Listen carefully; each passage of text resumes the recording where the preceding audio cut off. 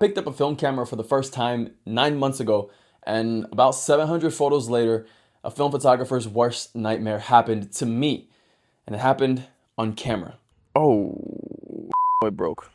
What does that even happen, bro? I'm Alberto, call me Beto. I'm a hobbyist photographer, and if you're watching, I hope you are too. So yeah, I took my film camera, some extra film I had laying around, and my innocence to a local park.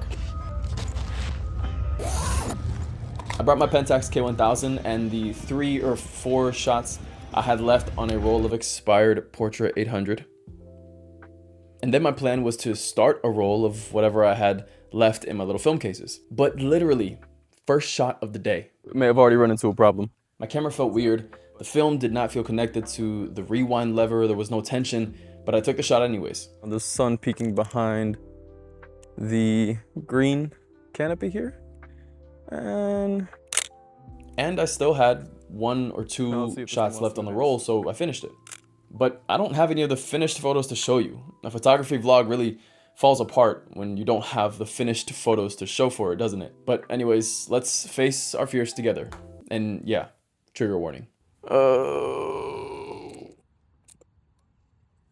Oh, it broke. What does that even happen, bro? I don't even know how to get that out without f***ing up the whole roll. Oh, I think this roll is cooked. Yeah, it was. So I spent some time crashing out about it. I tried to spin it into a positive and make some viral content with it. And I had a decision to make. Go home and cry about it, or put a new roll of film in and keep going. Put it behind me. Now look, I'm not a professional photographer. I'm just one of many idiots who decided to pick up a very expensive hobby, but I love it. And this is the first video on my YouTube.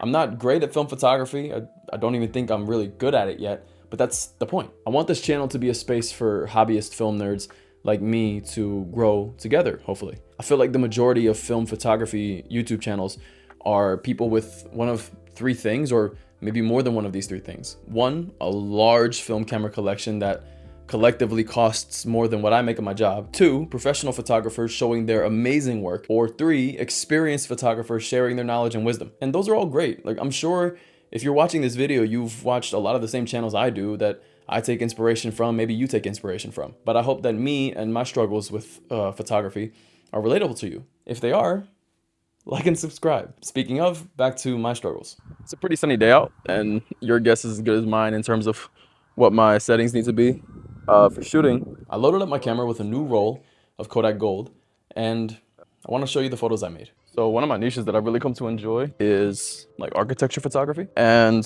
this little corner right here of that building kind of entices me. So I'll give it a shot. We're going to start with a strong one. I'm really happy with how this shot turned out. I think the white and the brown of the building are really pleasing. The sort of dueling lines on the first and second floor are nice. I don't love the shadow right here of, I don't know what that is, but I think the plant poking out behind the rail is a nice pop of color, and the clear blue skies as well, obviously. Overall, I'm very happy with this one, so much so that I even framed it. And it's not the last one from this photo shoot that I framed either. Walking deeper into the park, there's this massive 200-year-old oak tree that I backed up and got a wide shot of. And this is what I mean when I say I'm not a good photographer yet, and that's the point of this channel. The tree is not in focus. The K1000 is the first fully manual SLR I've owned, and sometimes the focus is hard to get right. I wish I would have waited for the sunlight to be in a different position, because other than like right here, there isn't much interaction between the tree and light, but we move. I love some good curvature of this path. Just see how it turns out.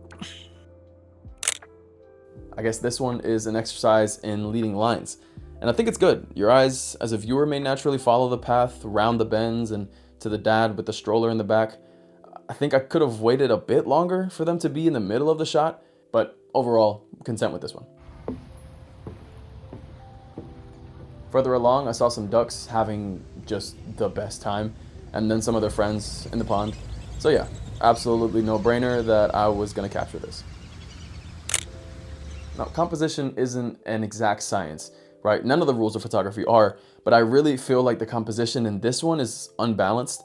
I've read in books about balancing your photos, and I feel like vertically, the bottom third is quite heavy with the creek, the banks, and the rocks there. The middle third is where the ducks are hanging out, just like the opening of the lake.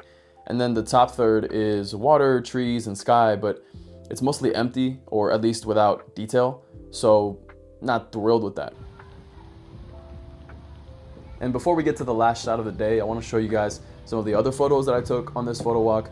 And I didn't get any good B-roll of me getting them because I was feeling a bit cowardly.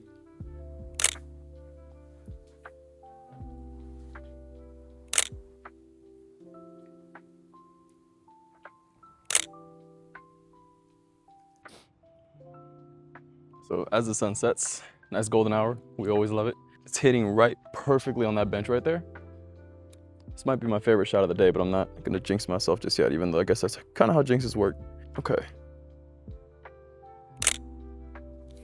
This right here, main event of the evening. I'm super happy with how this turned out.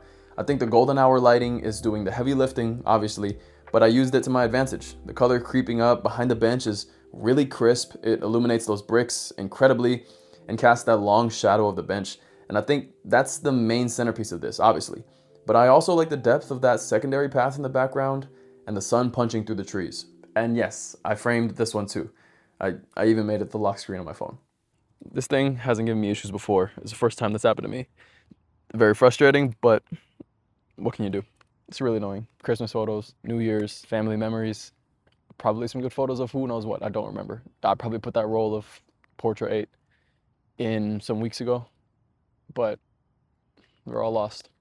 So yeah, the day began horribly, but I made the best of it, I think. Hopefully in a year's time, I can look back on this and laugh.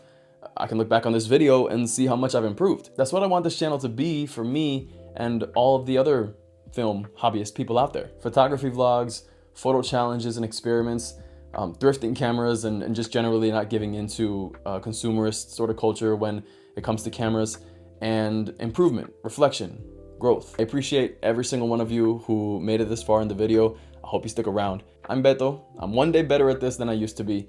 And if you're watching, you are too.